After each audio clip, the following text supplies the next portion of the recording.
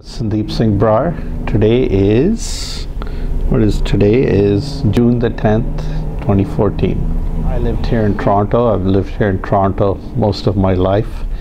And I was born in Kenya. I came here when I was 6 years old.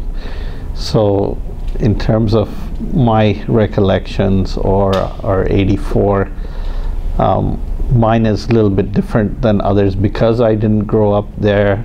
I never visited India as an adult, until 1994. So I was removed from Punjab, and how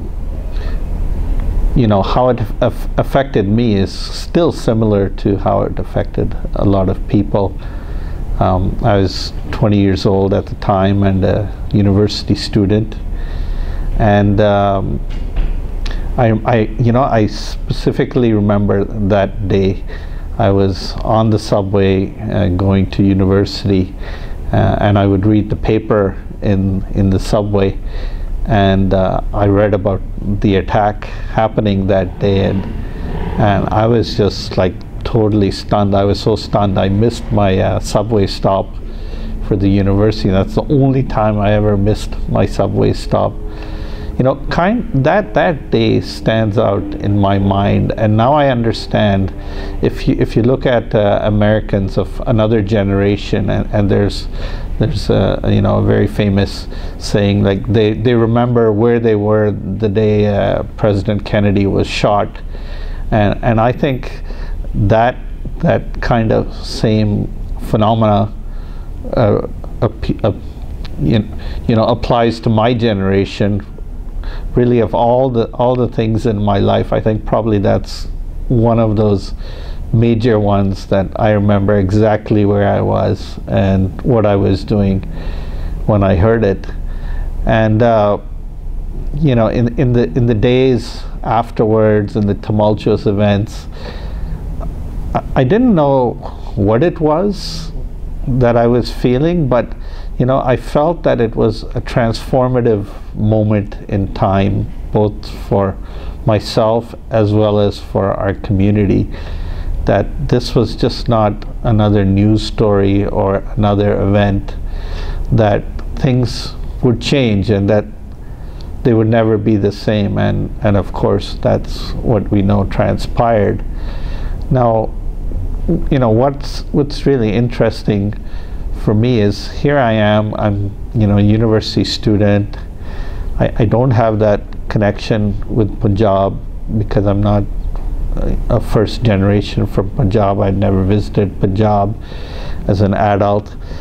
Yet I felt that intense pain, and I felt that I had to do something. Now, my family at the time, they're like, they didn't want me to attend any of the rallies or the demonstrations that were happening in that time. They were like, no, you have to keep a low profile. This is very bad for Sikhs, and don't go out, don't get involved. So I didn't get a chance to participate in any of the huge rallies that were occurring in Toronto and many cities around the world at that time. But again, I just felt that intense need that this is something big and I have to do something, and what can I do? Now, growing up, I had always had a sense of history and a passion for history. So what I started doing in those days, as the events transpired every day, is I started collecting every newspaper article that I could find from the local newspapers related to Blue Star and the attack. And I went to every library, and when they threw out their back issues, I would get them and scour them, and I started creating the scrapbook of articles, and it grew and it grew, and the story was in the news almost every day or almost every other day for at least a month or a month and a half. And it was just fascinating to see the progression of the stories and the sense of frustration in the community. And I kept that scrapbook with me for years, feeling that one day this scrapbook is going to be important. And about 20 years passed, and I pulled out that scrapbook and I said, it's time to do something. And that's when I had started sickmuseum.com. I had always had this vision or this idea of creating this online museum as a repository of our history and our culture. And so what I did was I took that scrapbook and I digitized every single article that I had. And then my friends got me copies, the only existing copies at the time of the photographs of Operation Blue Star, which were taken by an Indian Army official. And what had happened was that this person had taken these pictures in the days just after Blue Star. Most of us have seen those pictures, but just to give you a bit of background on those pictures, they had been taken almost as souvenir shots by this Indian Army official. And then he had given his roll of film to be developed at a photo processor in Amritsar, and that person, realizing what he was looking at as he was developing those pictures, he hurriedly and quickly made a copy of those. And thank God that he did, because that one roll of film is the only evidence we have of the physical, visual, photographic evidence of the attack at that time. Now, I've since learned that the Indian Army actually took thousands of pictures during the operation and right after the attack on Brar. But of course, all of those are classified top secret and locked away somewhere, and we'll never ever see them in our lives. So we just have that one roll, and the pictures were really, really poor quality and not very clear. So I spent about 6 months working on those pictures, enhancing them and doing a lot of color correction work on them to really make them as clear as possible. And then taking those pictures and all of those news articles, I created the sickmuseum.com Operation Blue Star exhibit. So my little scrapbook and that sense of having it, and that one day this would become important, really saw fruition in the sickmuseum.com exhibit. And the good thing is that now that information, each of those articles, the downloadable PDFs, anywhere that you are in the world, you can read about them firsthand and make up your own mind. That's the way the exhibit is structured. And one of the interesting things that I gathered at that time was about a week after the attack, the next week, the Indian consulate here in Ottawa, they published the first ever detailed description of the events of Operation Blue Star from the perspective of the Indian government. And I got that pamphlet. It was about 6 or 7 pages. And that's really important, because what that is the first official detailed account of Operation Blue Star from the Indian government's perspective. And that's also archived in the Operation Blue Star exhibit at sickmuseum.com.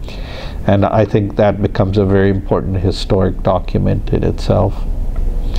One of the things that I've tried to do with the Operation Blue Star exhibit is just be objective as possible. I think one can become very emotional about what happens, but that can take away from the credibility of the trauma and what happened, because I think really the events and what unfolded speak for themselves. And that's what I've tried to do with the sickmuseum.com Operation Blue Star exhibit, is really create a resource that anyone can take the time, go through it, read, analyze, and think about what it means to them. Yeah, it seemed to be the events of November '84 seemed to really be a continuation of the events of Operation Blue Star. The trauma was perhaps as not I didn't feel as much a shock, because somehow it was almost expected, because things were just going downhill at the time. And you know, my grandmother used to tell me stories of partition, and how she saw her young Muslim girlfriend burned in front of her eyes. And you know, I thought this was something of the past. And you know, it's quite shocking and amazing that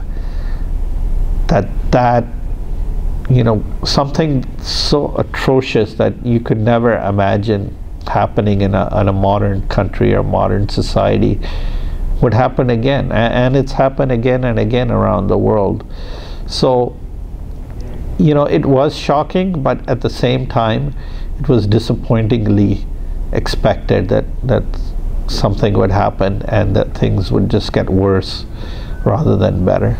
Well, I really haven't talked to anybody about my personal experiences or my personal feelings, but again, I felt it was very important to share with the world what I had gathered in terms of those media reports and working on those images. So that has really been my main contribution towards the whole phenomena of remembering Blue Star, and it's very important that we don't forget our history.